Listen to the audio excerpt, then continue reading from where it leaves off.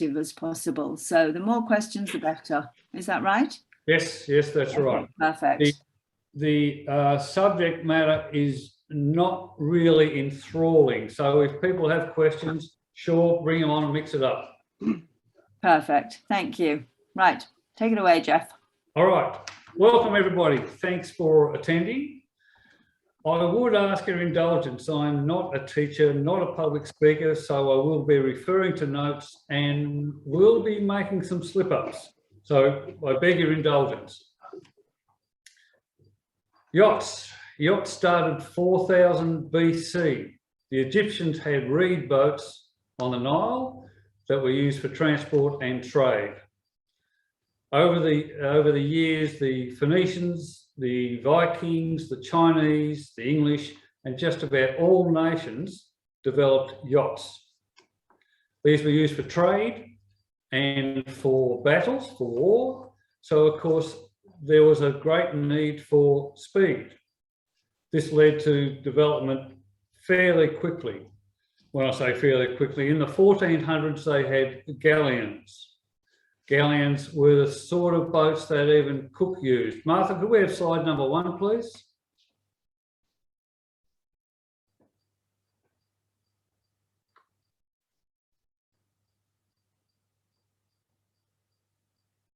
Now, these galleons were seaworthy boats. They, as you can see, they got around the world. But if you have a look at the path that they took, there's no direct lines. They were completely dependent on the direction of the wind. They could not sail into the wind. Thanks, Martha. Yeah, not quite yet. Yep, thanks. The galleons developed into, as we all know, the clipper boats. This is a model of the cutty sark.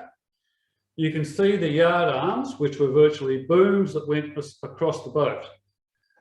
Sails hung off this yard arm meant that they were catching the wind, but it also meant that the boat could only sail away from the wind. It couldn't at no stage sail into the wind. That's why, as in Cook's passages, you saw him doing circles. It was because the wind in those areas were not favourable. He couldn't go where he wanted to. He had to just follow the wind. The maximum direction these could go into the wind was about 120 degrees. So they were just forced wherever they could go by the wind. It's a bit like in a modern boat trying to sail with a spinnaker up all the time. They just could not go into the wind.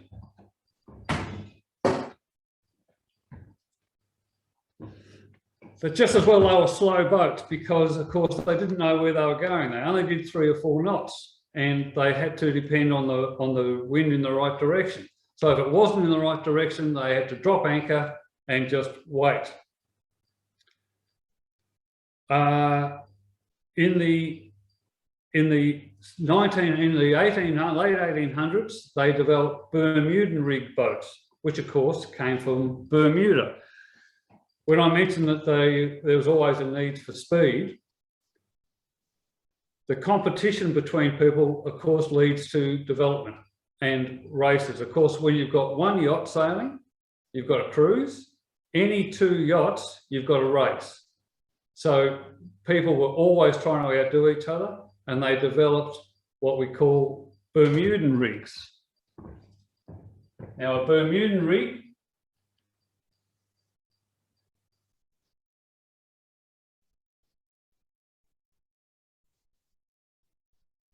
was simply a triangular sail off a mast like that.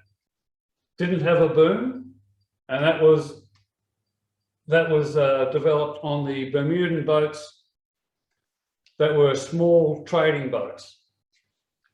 Even after this date, they still had the things like the clipper boats. But because they developed these sails, they were able to sail closer into the wind. Now, Martha, we might have number 2, please.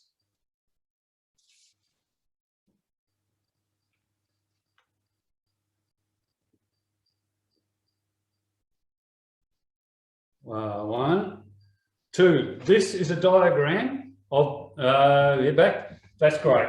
This is a diagram of Bernoulli's theory.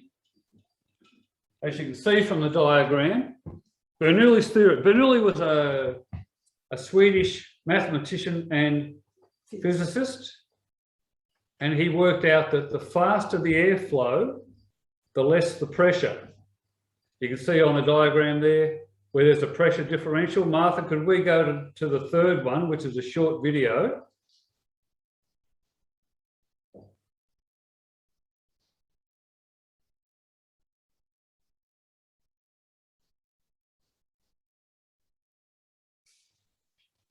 This is a dense demonstration of the Venturi tube.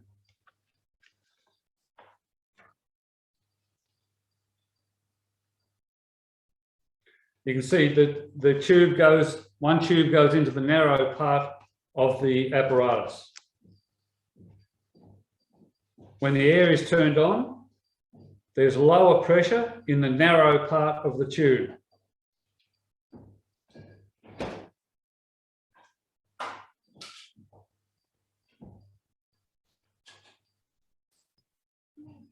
Doesn't matter which way the air flows, the narrow tube means that the air is travelling faster and has lower pressure.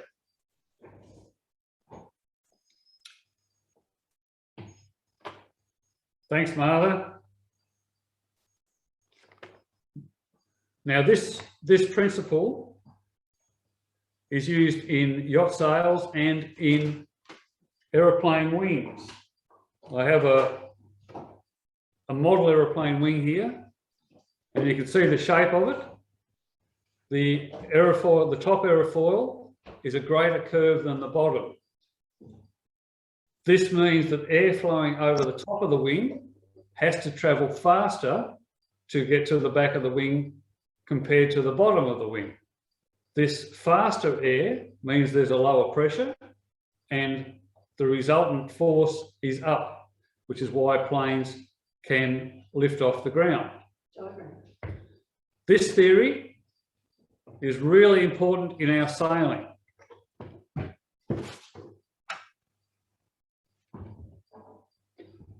The sail shape for something like for a jib or a mainsail is something like that. What happens is the wind, as it comes onto the sail, has to travel further around the back of the sail to get to the leach than the wind in front of the sail.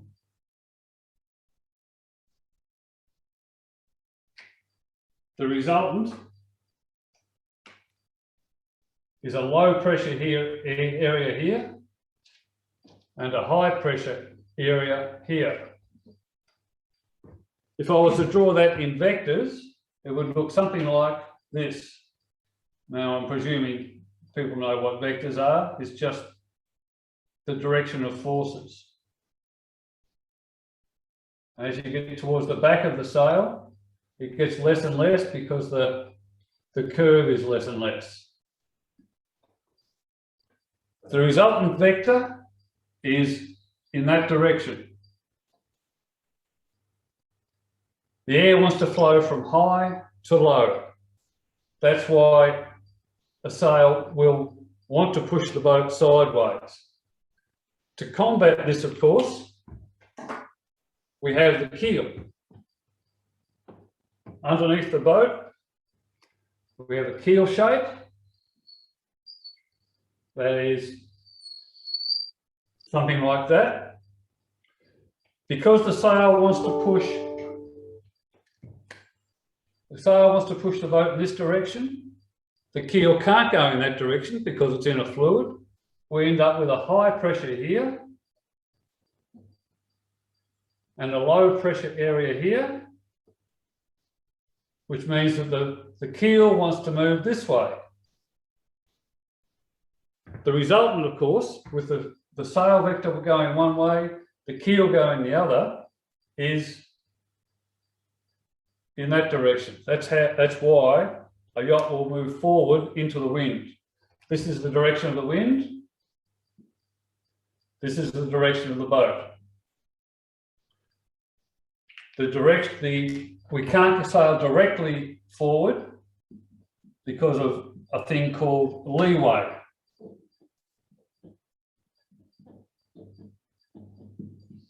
Which is generally about 3 degrees to 4 degrees, depending on how good your helmsman is. Very important that the helmsman's on top. The angle between the leeway and the wind direction can get as close as 35 to 40 degrees for boats like TP52s and Exels and development classes. So that's how close we can get into the wind on a normal yacht compared to the clipper ships, which were about 120 degrees. So in comparison, a clipper boat would only go in about this direction. Not very efficient. That's how a boat moves. Now, when you're looking up at a sail, we've all been sailing, when you're looking up at a sail, you can't see the air move. So they have on the sail telltales, just little bits of wool or string or ribbon, and they tell the main trimmer what's going on with the wind. If you have your wools flowing against the sail, that's about as good as you can get. That's about the best you can get for the flow of the wind, the air, over the sail. Main trimming, jib trimming is really, really important to get the best performance out of a boat, because you don't want the air to stall and create eddies off the back. It's very slow. And I think everybody would have looked up at the mainsail and seen off the back, off the leech, a little ribbon.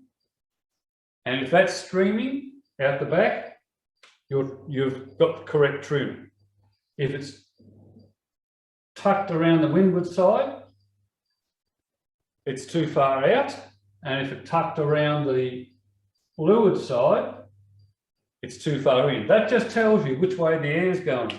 That telltale will show you that the air is going around the back, like that. So main trimming, jib trimming, and when you've got it up, the spinnaker trimming is vitally important for the best performance. This is all about getting the boat going as fast as you can.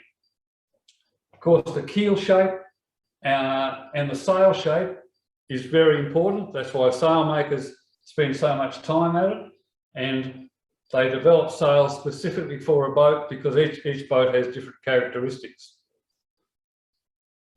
That's basically how a boat can move into the wind. Martha, can we have number, I think it's number 3, please? Number 3, this is Bernoulli's principle. For those, next one. For those golfers amongst us, this is Bernoulli's principle as to why a golf ball flies so high. You put a spin on the golf ball, backward spin, and you can see it creates a low pressure on top of the ball and lifts it up. This makes it go higher.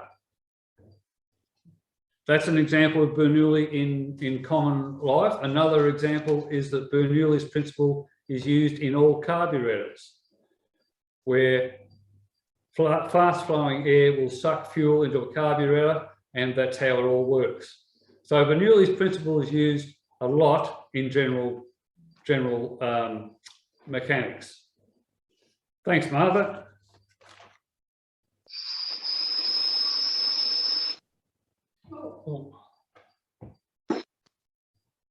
Okay. That's our keel. Now we change direction of the yacht. with the rudder. If I've got a water flow like this, that's the direction of our water flow. And we have a rudder in the water.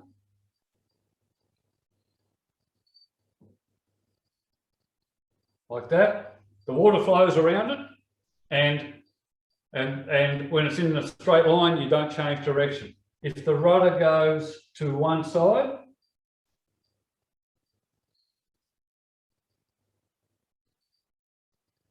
of course, you get a higher pressure on this side and a low pressure on this side, so the boat actually turns. It puts a force on the rudder going this way, and so the boat will pivot. If that's our boat, yep, should use a different colour there.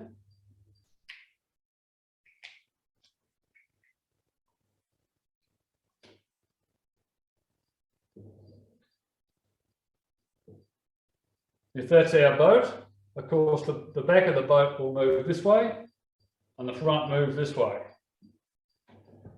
That's the principle of a rudder. Of course, when a boat has to turn and the rudder is on an angle like this, it creates drag. It creates drag around here and slows the boat down. So ideally, the rudder stays in the centre. When I'm talking about slowing the boat down and speed, this is really talking about racing yachts, but it has applications for cruising boats as well, as to how a rudder works and what might go wrong when you're, for example, broaching.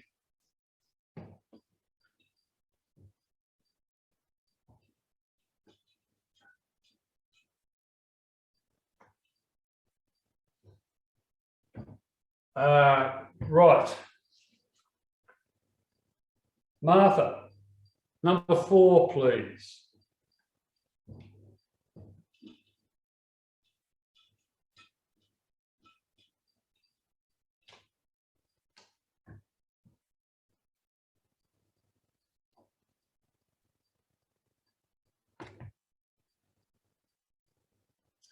Okay, there's a diagram that shows us what centre of lateral resistance and centre of effort is. The centre of effort is the wind pushing on the sails. That diagram shows you the combined centre of effort of the jib and the mainsail, and the little red circle at the bottom, centre of lateral resistance, is the centre of the area that is under the water. In other words, the wind pushes on the sails to push the boat sideways. The water acting on the rudder resists that effort. I can draw a little diagram. Thanks, Martha.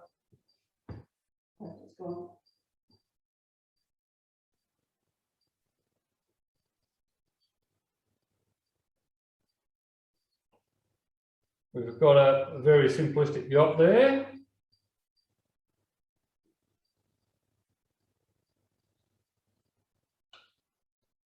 Jib, mainsail. Now the centre of effort on the jib there, centre of effort on the main there, the combined is somewhere like that. CE. We have a water line through there.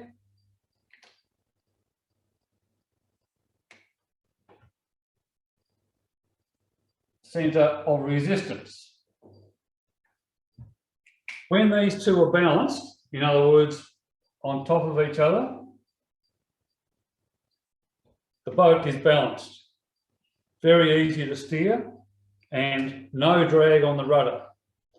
The job of the trimmers is to get the sail shape right and also to get this balance right with how much the main and the jib is trimmed. This is very important because if the rudder is straight, there's no drag.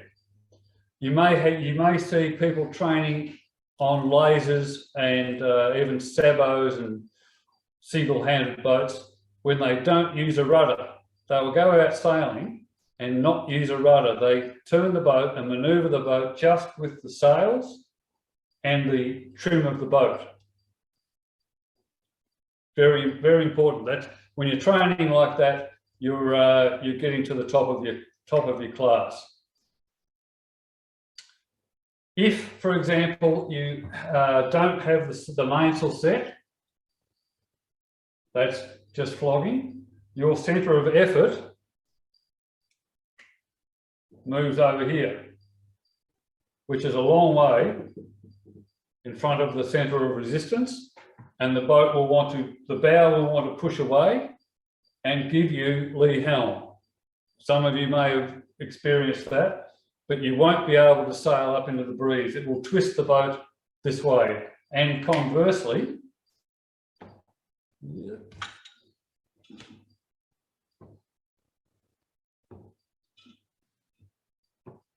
So there's a quick question from Martha, which is, what does this have to do with the position of the boom, which I think is what you're answering right now. So that's perfect. Yeah, the position of the boom trims the angle of the mainsail to the wind. If you didn't have a jib on this boat, the centre of effort would move back to here, which is a long way behind the centre of resistance, meaning that the back of the boat would be pushed away from the wind and the front of the boat would want to come towards the wind, which means you'd have to use a lot of rudder to control the boat. This, of course, is slow and not desirable. And in extreme cases, I can do it over here, I think, where that's the direction of your water. You can have a rudder that is on that sort of angle. What happens is the water loses flow because of the extreme low pressure, loses flow around here, and you lose steerage altogether. You have to have water flow around both sides of the rudder to keep your steerage. Those of you that have ever been in a broach where the boat rounds up, it's because the rudder loses steerage. The pressure gets so low on that side that the water boils.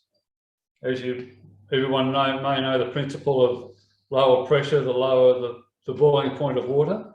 The water can actually boil on that side and you lose flow over the rudder and you lose control of the boat. That's effectively what a broach is.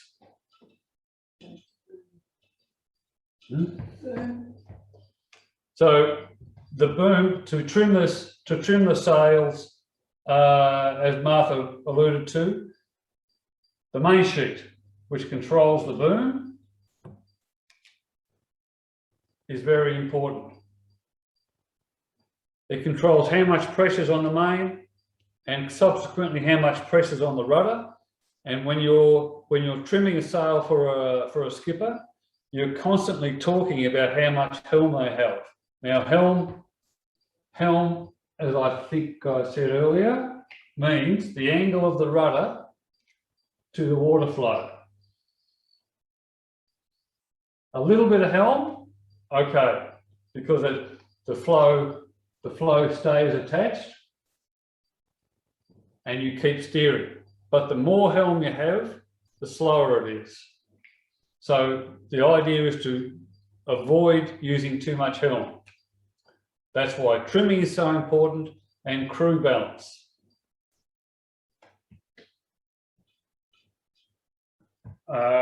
Yeah. Now, what, Jeff, by crew balance, what do you mean? How many people are sitting on each side of the boat and where they are on the boat, or? Yes. The trimming of the sails changed the centre of effort of the sails, as in how much power you've got in the front sail and the back sail. Now, the centre of resistance can also be changed by the crew weight if you can lift the back of the boat a bit so that your waterline, exaggerated of course, is like that, your centre of resistance now moves up here because of course it's the centre of this area. So you can move the centre of resistance by moving your crew weight. That's very important. Lighter weather you'll move forward, heavier weather you'll move aft. Yep, I think that covers that. The talking about crew weight, we'll get into buoyancy of a boat. Now you've all been sailing, so why doesn't the boat tip over? You've got the wind force on the sails.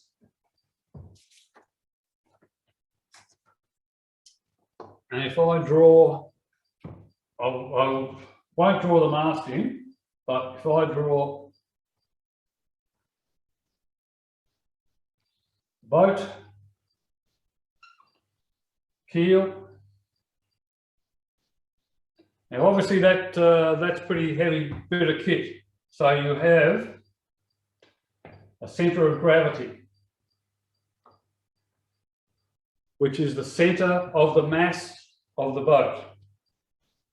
If this is our waterline, we then have a centre of buoyancy, which is why the boat floats. Obviously, it's buoyant. The gravity wants to push the boat down, and the buoyancy pushes the boat up. In this position, they're in equilibrium, and everything's fine. With the wind working on the sails,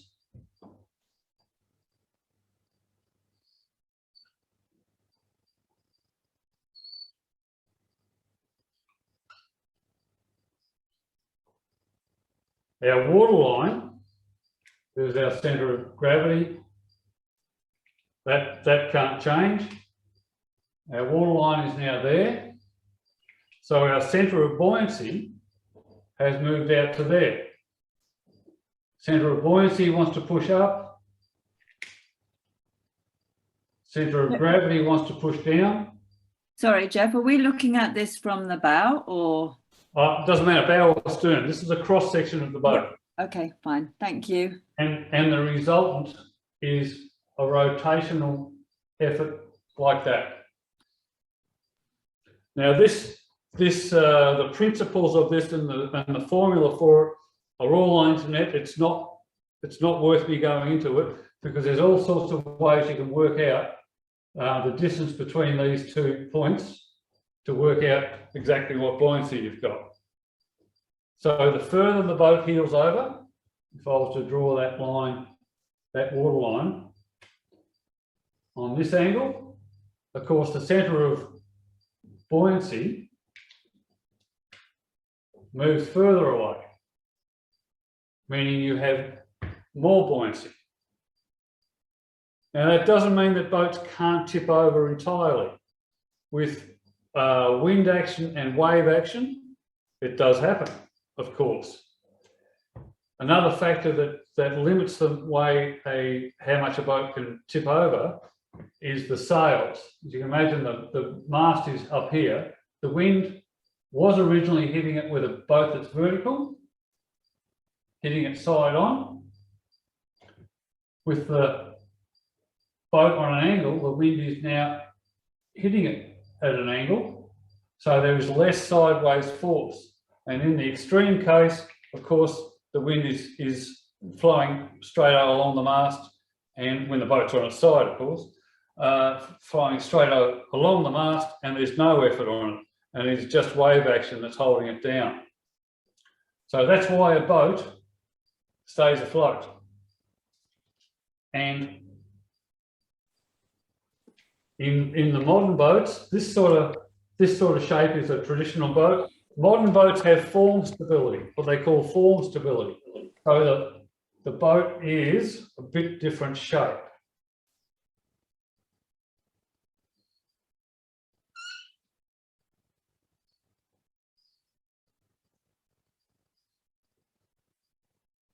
Form stability means that as the boat heels over, the centre of buoyancy, which was here, moves out to here very quickly. In other words, the shape of the bottom, the shape of the hull,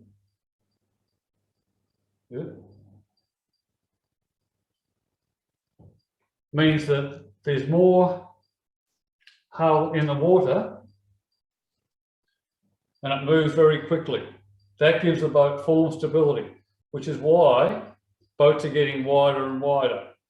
They're getting away from the round boats like this into flatter bottom boats, and that form stability means they're a more stable boat. All right. So, do we have any questions? I won't sleep. Is anybody awake? Yes. Yeah, plenty of work. Oh, good. Nice explanation. Thank you. Thank you. I have a question. If there's with dinghy sailing, we pop up our centre boards when we're sailing downwind. What happens with like modern keels where they can adjust on like those big super maxi yachts? Do they do similar things like that? Canting keels. Canting keels, they can. You're not allowed to lift a keel on a boat. Some keel boats have centre boards, which are lifted up for shallow water or for lifting out of the water, that sort of thing. But only canting keels are allowed to move their keel. In that case, the keel comes out the side like that, and they've generally got a bulb on them. And that means that the centre of gravity moves out here. So that's more righting moment again. As you can imagine, the heavy keel pushing down, the water pushing up, the buoyancy, means that the boat wants to right itself. It means they can carry a lot more sail in higher winds, faster boats, of course. Now, foiling, I know we're getting to foiling just now. That's a whole new ball game. Foiling is the America's Cup stuff. Foiling, as in America's Cup stuff. That's different. Okay. That foiling looks a bit space age, really, doesn't it? It's very different to the boats that we sail. Yes, yes. It works on the same principle. It works on Bernoulli's principle in that the top of the foil is a different shape to the bottom. So it works exactly the same as aeroplane wings and sails, in that you have a low pressure area on the top, low pressure on the bottom, and that lifts the, sorry, the other way around. You've got a high water speed on the top, meaning lower pressure, higher pressure underneath, which lifts the foil and lifts the whole boat. Of course, you've got to be going fairly fast to do that, because you need a lot to lift the boats.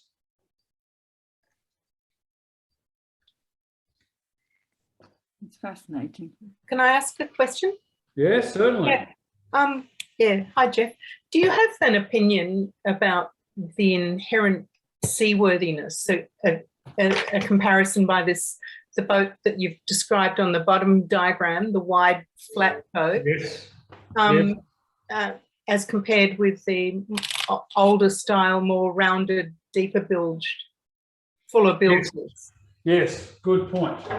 Good point. When I draw this diagram,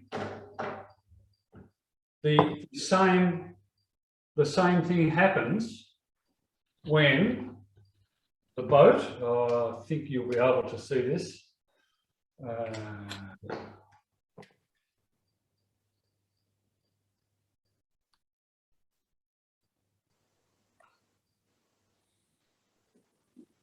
You've got a centre of gravity there, going that way. and you've got a centre of buoyancy. This is when the boat's upside down, going that way. So once again, the boat's in equilibrium, but it's upside down. This can be a problem with boats of this type, where if it's wider, in other words, if it's like that,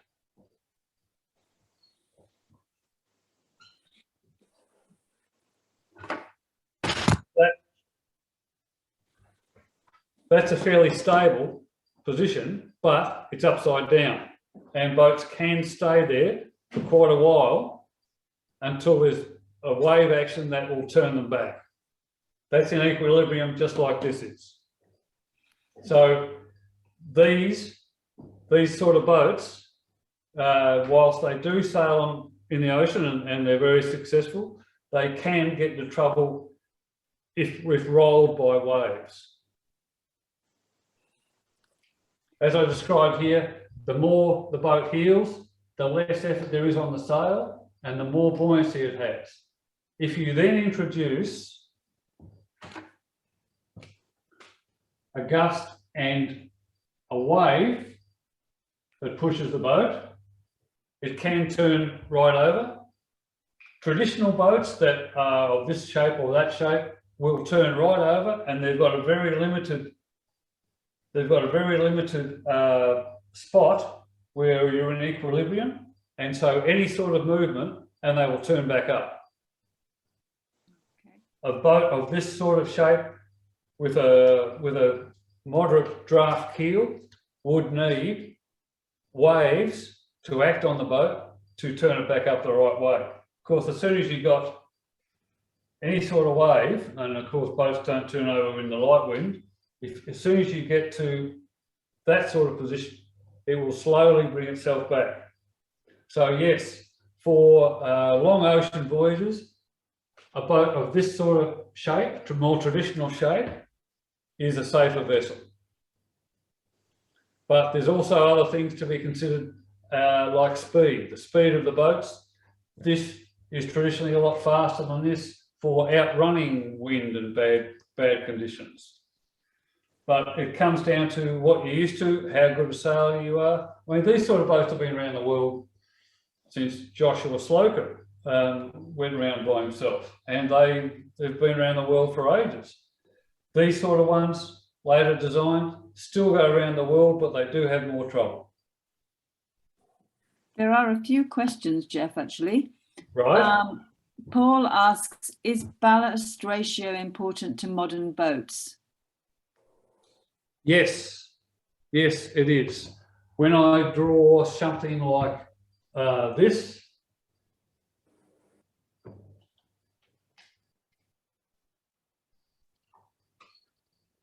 the ballast ratio is the ratio of the weight in the keel to the weight in the boat. If you've got a very large keel and a very light boat, the centre of gravity moves down. And of course, as soon as the boat heels, the distance between the centre of gravity and the centre of buoyancy, as in here, if this one was further down, the lever arm, that ratio to that increases, and you get a lot more stability, you get a lot more righting moment.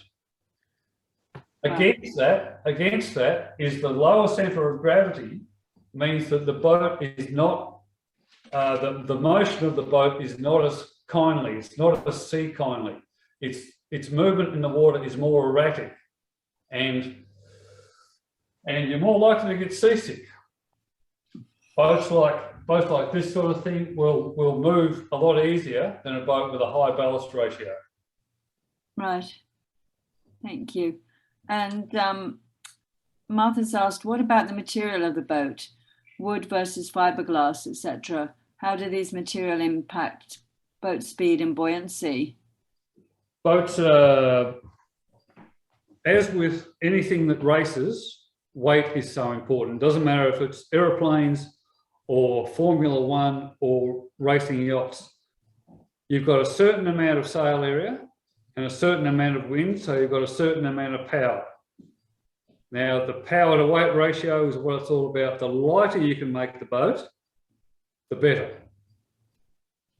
So modern boat building where they use carbon and foam cores, they can get the boats very stiff and very light.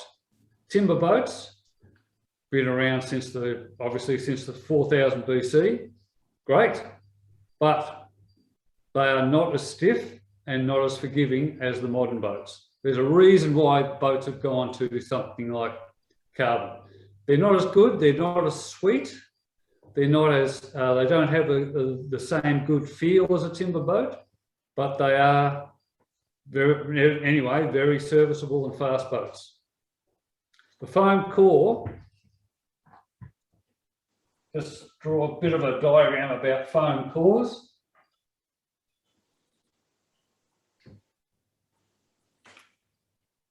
Foam core, you've got a fiberglass laminate, thin fiberglass laminate, each side of a foam core, generally in blocks. Now, that makes it very stiff. The stiffness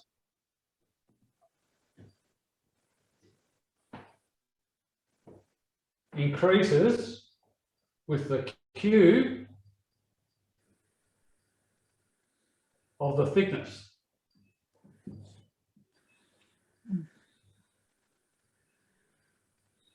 So if you had a laminate that was, if this is 2 centimetres, if you had a laminate that was 1 centimetre, because you've increased it, you've doubled it, the stiffness increases with the cube, meaning this one is 8 times as stiff. In other words, 2 by 2 by 2. Right. So this panel is 8 times as stiff as this one. This means that you have less internal structure to get the same stiffness. Some of the boats I've built have been a monocoque construction, which is had a 4 centimetre core, very thick. It means that you virtually don't need any structure inside to keep the stiffness of the boat. That's how a core works. That's lighter. Right. And of course, it's a lot lighter. This you can't build a 1 centimetre cord boat because number one, it's too soft, but because there is wave action and you have to pull the boat out and put it on stands and that sort of thing, you have to have a certain amount of stiffness. So a 1 centimetre boat is virtually all fiberglass. It's a solid glass laminate. Right. And most of the production boats are like that because, of course, this is a lot more labour and expense to do. So Venturi, etc., will use your one. Yeah. Yeah, generally production boats are solid laminate and one-off or higher production boats have a core, or they have a core in the flat areas of a boat. You can get form stiffness. A flat panel like that moves very easily. If you have a boat side that is curved like that, of course, it's very strong in this direction. So you need to have a core in areas that are flat. A lot of boats just put the core on the top sides where it's flat because the bilge itself has a lot of stiffness, just in the curve. Interesting. Thank you. We've got an observation here from Kevin, who Yeah. says, when we have people on board, it makes sense for them to be on the windward side to help the centre of effort and the centre of gravity. Yes. Yes, Right. Okay. Yes, that's right. Putting people on the side means that the boat will stand up higher. Where's my wind? Huh? The boat will stand up more vertical.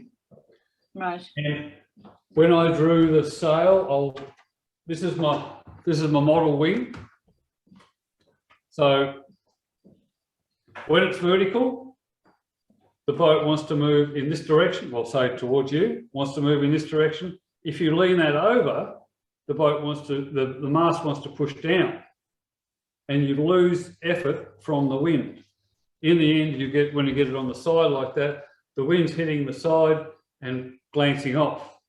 The more vertical you can keep your sail, the more power you'll generate. And you'll see things like the moths that actually lean their boat over a little bit into the wind to increase the pressure. So that's why you want to keep people on the side, to keep your mast as vertical as you can. Right. And then forward or aft, depending on? Forward or aft, depending on the conditions. As I said, in light weather, you'll stack people a bit further forward to move your centre of resistance forward, because you don't have as much wind to work on the sails to give you helm or to get feel in the boat. In the heavier winds, you want to do the opposite and move them back. Of course, that centre of effort and centre of resistance is also why you change rake. You can move the centre of effort by moving the rake of the mast. Right. Would that be with the backstay? The backstay, no, you can't change the rake with the backstay. The backstay changes the shape of the mainsail. You'll get more bend in the mast. Mm-hmm. It means it moves the shape of the sail further forward. It also tightens the forestay, which moves the maximum curve in the jib further forward. Right. Thank you. All those controls are very important, and it takes a long time to work out which is best. That's why when you sail a class like Etchells or MC38 or Dragons or Solings or something like that, because all the boats are the same, when you've got two boats together and they're going a bit faster, it's not because the boat's different, it's because their sail trim is different. So you're constantly trying to trim to go a little bit faster than them. That's how the class boats develop to be so good. Like the TPs. The TP52s with their circuit in the Med Cup circuit, developed really, really good boats because they were all virtually the same, and they learnt to sail them and develop them to the highest degree. TP52s go well all around the world because they did that development. Oh, that's interesting. Thank you. Yeah. There's a quick question from Margaret. I don't think it's going to be quick necessarily, actually. It says, can you explain telltales and what it means when the telltales go up and down? Sure. I sort of brushed over that a bit. When you're looking up at the sails, you can't see the air, so they put telltales on. You've got a sail shape like that. The wind is hitting the sail, and you put a telltale on the say this is a jib, you'll put a telltale on the jib in this sort of position to know that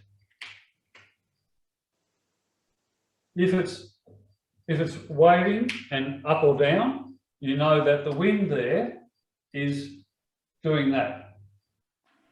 And if the sail is not set properly, it means you haven't got flow over it and it's very slow. Conversely, if the telltale on the other side is doing that, up or down, it means that the wind is coming on and eddying. And once again, very slow. That's why helming a boat is a matter of keeping those telltales streaming all the time. with your telltales flat against the sail, it means that the wind, the air, is moving on both sides of the sail as efficiently as you can. If you're, that's what you're trying to get to all the time. It's virtually impossible because of wind changing direction and waves, but that's what you're trying to do. The trimmer will change the shape for the different wave conditions and wind, but it's the helmsman's job to keep those telltales streaming. And of course, you've got telltales on the back, on the leech, and if it's tucking around the back there like that, it means that the jib is too tight and the air is rolling around the back. That means that out here, you've got a low pressure and it's very slow. The whole idea of sail trim is to get the air moving over the sails. It's paramount important. It's what it's all about, getting the air to move over the sails. And of course, the other extreme of that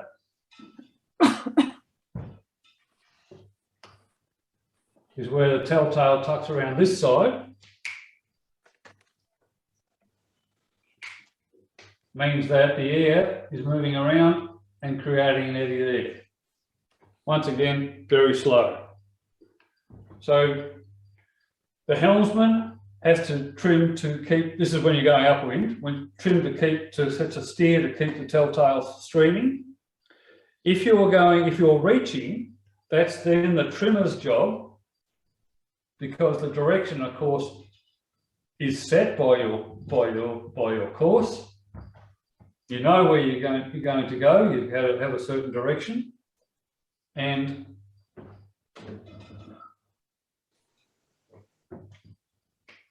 if the trimmer is watching these telltales, if it's streaming out like that, he's got it in too far, and the wind direction is like that, meaning you get eddies around here. So he needs to pull the jib in. If conversely, if the wind direction's like that, with that sort of sail set, the telltale on the other side will eddy, which means that the wind is going around and making an eddy like this. Also very slow, it means he's got to let the jib out. So when you're reaching, your direction's set so the helm's in the middle and the trimmers have to take over and they adjust the sail shape to keep these telltales moving. That was a great explanation. Thank you. All right. Yeah, that was very clear. Thank you so much. All right.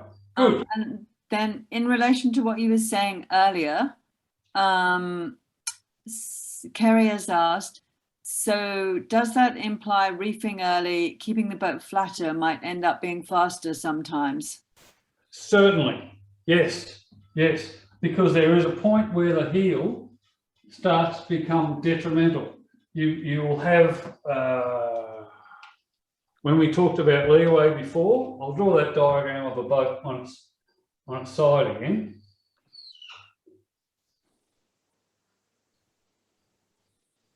And keel.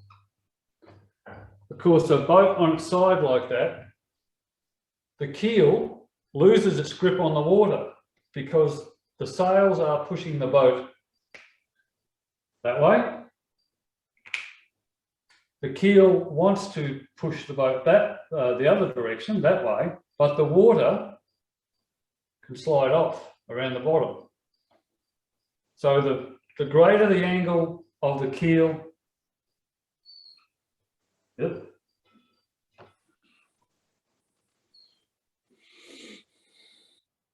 the less effect it has on keeping the boat from going sideways. So the more you reef, the more vertical you get the keel, the more it works. In the 98 Hobart, some boats survived by having too much sail up, getting the boat on an angle and just slipping sideways. They didn't try to keep the boat vertical because that was dangerous. So they made sure the keel was on an angle and they just slipped sideways, going with the wind. Of course, their sideways speed was some of them up to 10 knots. They were going just slipping sideways, but it meant they survived. So there is a place for reefing early. Right. All right. Thank you. That's right. Are there any more questions? I think you've given us such a thorough explanation. I think everybody's they've run out of questions for the moment. It's a bit hard when you've grown up with boats and you've been around them so long to understand what people may be thinking. It's like second nature, but I may not be able to explain it well. If someone has any questions, please. No, I think you've explained it very well. That was the best explanation I've ever had of Telltales, and also of all the different forces and how it makes the boats go forward. Certainly Right. for me, there's lots of nice comments here. Well presented, got to go. Thanks for organising. Great session, Jeff from Andrew. All right, good. Christine saying great stuff, Jeff. Many thanks. Desmond, thank you. Fascinating. Albert saying thank you, very informative. Macho is saying thank you, guys. So I think everybody's All right, good. kind of absolutely fascinating. Good. I hope it wasn't too boring. It wasn't boring at all. Good. Not at all. I think everybody's really found it. But well, I've certainly My found it brain very is just useful. processing. Yeah. I just think I want to know more and more. That's my problem now. So, Well, as I said, I've been sailing over 50 years and I haven't got it all right yet. I'm sure you get it more There's right no than hope most for of me us. then. There's Very, no it's very hope. complicated, but you can get it to a competent standard very easily And enjoy. and enjoy it. It's all about enjoying it. Enjoy the learning process.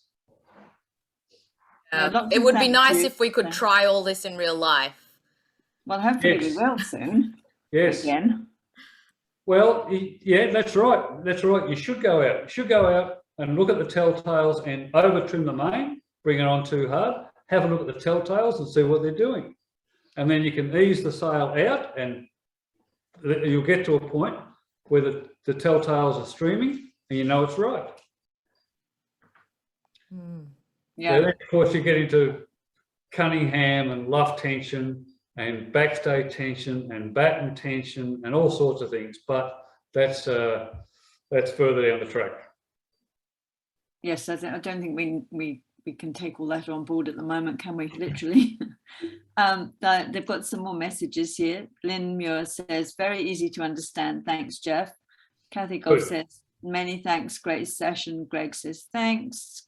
Kathy says, good evening to everyone. James says, thank you, Jeff, for a very interesting and compelling presentation. Much appreciated. And Paul says, thank you, as does Kerry. Great to hear the explanations. Helen says, thank you. Kathy Veal says, not at all boring. Right. Always stuff to Good. learn. And I liked your diagrams and explanations. Thank you. Good. Teresa and Speedy say, Martha, Wednesdays will sort you out. And Yeah, Ruth only if I says, have a good teacher on the boat, Speedy. Roger says it would be great to have Jeff and Wendy run a group session in the future I together. definitely Yeah, agree with Yeah, that. that would be great. Oh, yeah. Yeah. Yeah. Okay, good. I think the combination of your two practical sets of skills would be fascinating. So We might have to arrange that, a combined sailing session. Yes, yeah, that sounds great. All right, well, thank you so much, Jeff. that's all right. That's fine.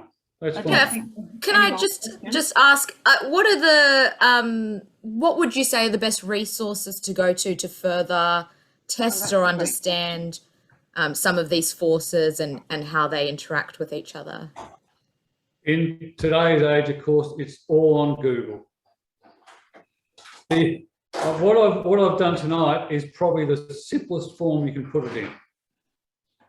There's all sorts of formulas. I mean, you can get Bernoulli's theory and you can work out how much force is generated and you can work out how much leeway you're going to get, all the forces on the keel It's all been done to death because we're talking about competition here, and it's all on Google.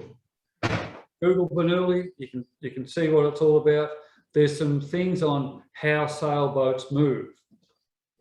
There's several videos on it, and I think I've just given you a summary of what goes on. Oh, well, that's great. Jeff, I don't want to alarm you, but I think Tony and Denise are forming a coup. We're just missing our pirate ship and Jeff. So Oh, look out, I'm in trouble. Where's your parrot? Oh, the parrot's on 97, Jeff. I'm not allowed in there. Thanks, Tony. It took me a while to get my hat on tonight. Oh, very good. Very good, Denise. But thank you, Jeff. Thank you, everyone, for coming along. And yeah, let's hope we can all sail soon. Yes, Let's hope. that And would be Kathy's nice. got a question. She said, did you build the Cutty Sark model? Yes, he Yes. did, with his dad. Yes, Oh, brilliant. Beautiful. yeah, with my Wait, dad. Jeff, can you get your background speaker to come to the camera? Oh, no. We want to say hi. In effect, no. She is listening, though. Hello from all of us. Hi. Hello. So have you written a book, Jeff? Somebody's asking what's the name of your book? Oh, no, I haven't written a book. There are so many books on sailing and the theory of it that I think it's all pretty well covered. I could write a book on my life, but Well, that would be I'd be a good. bit embarrassed. Roger says, why not in terms of writing a book? Well, time, I'm too busy sailing. Yeah, there is that. Yeah, that's right. That's right. And doing high bars. All right. Ray, have you got your hand up? No, sorry, no. It's all right. You're just high-fiving everyone. All good. Oh, okay. Stop saying g'day. I don't think there are any more questions, so I guess Okay. we can say thank you so much. It's been absolutely fantastic. I think you've That's all right. covered so much, and It's a bit hard to cover all in the time and be able to present it all. I mean, as I said at the start, I'm no school teacher or presenter, but that's what it is. well, I think you did a mammoth effort, and thank you so much. Lots of thumbs up from everybody. All right. Definitely. Thank you. Thank you very much. Yeah. Have a good night, everyone. Yeah. Bye. Thank you. Bye-bye. Bye. Everyone. And massive thanks to Fiona for emceeing and organising this session. Thank you.